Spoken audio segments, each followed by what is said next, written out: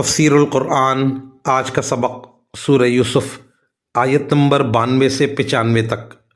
اعوذ باللہ من الشیطان الرجیم، بسم اللہ الرحمن الرحیم۔ قال لا تثریب علیکم اليوم یغفر اللہ لکم وہو ارحم الراحمین۔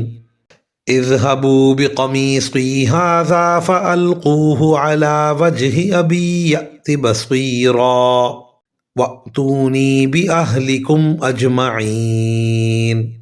ولما فصلت العير قال أبوهم إني لأجد ريح يوسف لولا أن تفندون۔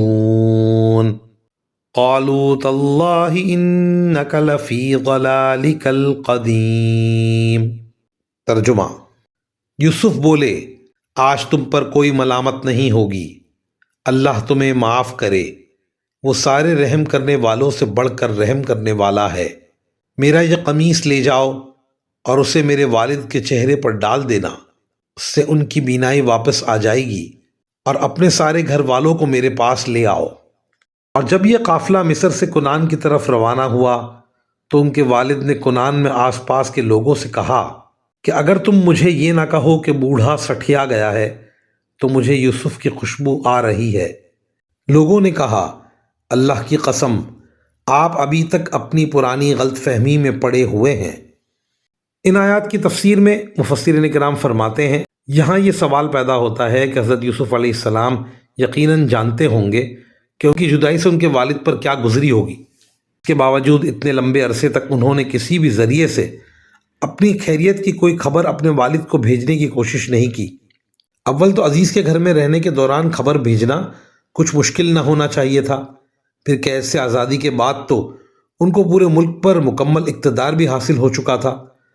وہ شروع ہی میں حضرت یعقوب علیہ السلام اور اپنے سارے گھر والوں کو مصر بلانے کا انتظام کر سکتے تھے، اور جو بات انہوں نے اپنے بھائیوں سے اب کہی وہ ان کی پہلی آمد کے موقع پر بھی فرما سکتے تھے، اور اس طرح حضرت یعقوب علیہ السلام کے رنج و غم کا زمانہ مختصر ہو سکتا تھا، لیکن انہوں نے ایسا کوئی اقدام نہیں کیا۔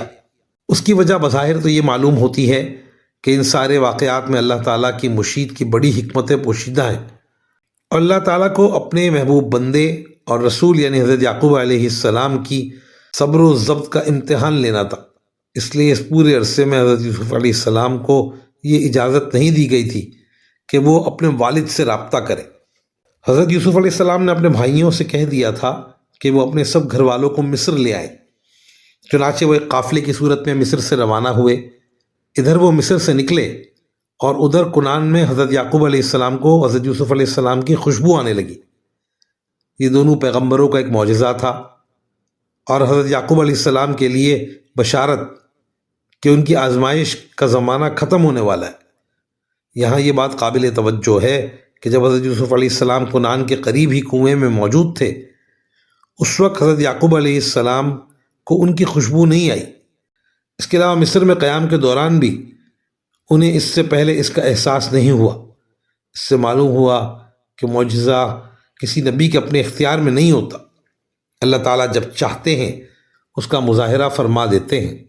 وآخر دعوانا ان الحمد للہ رب العالمین۔